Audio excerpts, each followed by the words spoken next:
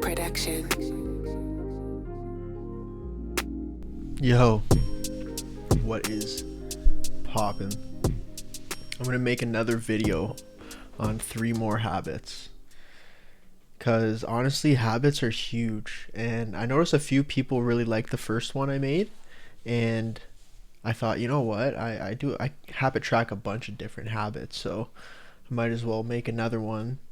And this one's gonna be extra genuine because like this stuff has like deep down to my core, I feel like it's helped me improve drastically in so many areas of life. So we'll get into it, right? The first one is it's waking up mad early.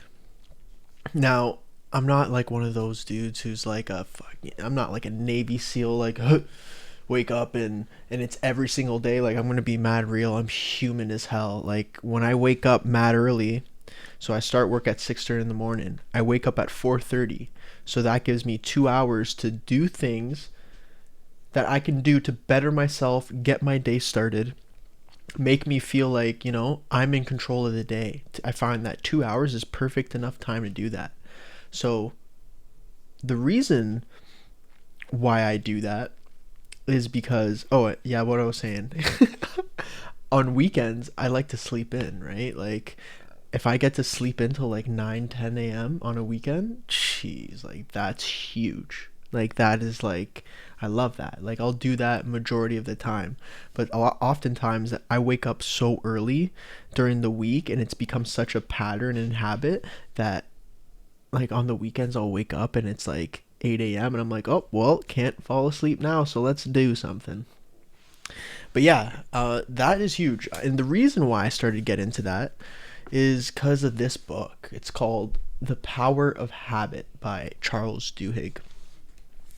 Now, it really puts into perspective, right? Like, you're always in a habit, no matter what. And things compound in life, which is super interesting. Like, you're whatever you're doing, it's compounding in your life. And you might not even realize it, right? So there's things that are compounding, and these are habits that are being built, whether it's simply waking up late or, staying up late, snacking before bed, being negative all the time, complaining, like drinking too much, smoking too much, all these things, right? Everything is some sort of a habit. And over time they compound, right? So in the book, it goes over this example, right? There's 3 people.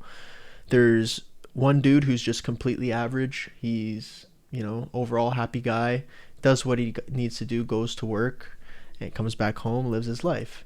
There's a dude who's overly negative, doesn't eat healthy, always complaining, and he's not really doing anything to better himself, so he starts drinking on like Tuesdays and stuff, and then the Tuesdays turn into Thursdays and whatever, right? And then there's the third guy. This guy's always positive. Like, of course there's bad days, right? He rolls with the punches, eating healthy, lifts, has a good relationship life, happy with his family and things like that. And all these 3 people have super drastic outcomes when it comes to 10 years, 15 years down the road, right? The dude who's pretty average, he actually ends up pretty much going on a slow but downward trend because he's really not doing anything to better himself. The second dude who's negative, you can tell that whatever he's doing, it compounds and it brings him onto like a downward slope where the drinking starts not only on Thursday nights, but it's now Monday, Tuesday, Thursday, Friday nights, and the weekend. You know what I mean? His eating habits are terrible, so he's gaining weight. All this stuff compounds. And then the dude who's doing the things right, of course, he ends up being leagues above this guy, right? Leagues above the other 2, just because his overall health is better and he keeps up with it, right? That book it's helped me with so many things. This is how I think of all my habits now. Excuse me. This is how I think of all my habits, not just like these 3 in this video, but like all my other ones too. Like, I'm thinking mad long term here, and I'm going, if I could continue to do all these and do the right things that will make me more productive, make me feel better, healthier, happier, smarter, and more wealthy, what's going to happen in 5 years, 10 years, 15 years, 20 years? That's how I think of it. So that's why I started getting up mad early. I can get more time to do the things that are going to make me more happy, that are going to make me more productive, that it's going to help my mental health, right? What's going to happen if I compound all that over time? It's huge, man. And like I could feel it just over like 2 years of doing this shit. You know what I mean? Like I could feel it already. Like, damn, like I love this part of my morning. Now I know you're going to hate me for this, right? You're going to be like, yo, this guy's corny, man. But I don't give a fuck. So here's the thing, right? The second habit, right? It's cold showers. And you're like, I know automatically, like, yo, this guy is a psycho. But here's the thing, like, if you thought you were a man, but you can't take a cold shower, you're wrong. You're not. You're not. It's simple as that. Because it helps so much with your discipline. Like, of course, do you think I, like, enjoy cold showers? Well, actually, part of me really does. This is how I know it's taken over. But, like, at first, you hate it. Like, it's trash. But also take some of these things into consideration, right? I have Crohn's disease. Cold showers help with inflammation, right? It helps, honestly, it makes me, whether it's like a placebo effect or whatever, it makes my gut feel better. It wakes me up in the morning when I wake up at 4 in the morning and I'm just at 4:30 in the morning and I'm just like a zombie. Like, how the fuck? Let me get that cold shower just gets me up and ready to go, and it's amazing. Like, I can't even explain it to you. Not only that, but like I start to play games, right? Where it's like, how long can I do this cold shower every morning for? You know, and then I keep track of it and like shit like that. Like, it just gets me so fired up, like, and I enjoy it. And then when I look back at my log, right, I'm like, damn, look, dude, look at this momentum you've created. You've just taken a cold shower 69 days in a row, dude. Let's go. You know, like, I love that shit. So it helps with a bunch of things, not only confidence, but like, it helps you feel better about the day. It makes you feel refreshed, wakes you up, and you just feel like ready to attack and do the things that are going to make you better, whether it's go to the gym, right? Journal, right? Etc. So lastly, this is kind of like a repeat of the first video, right? Because I want to go over this again. I'll probably go over this a bunch more times, so just get used to it. Journaling, man.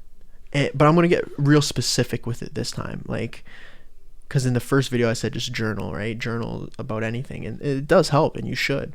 But like, this is what's gonna, if you're into self-improvement, you're gonna love this.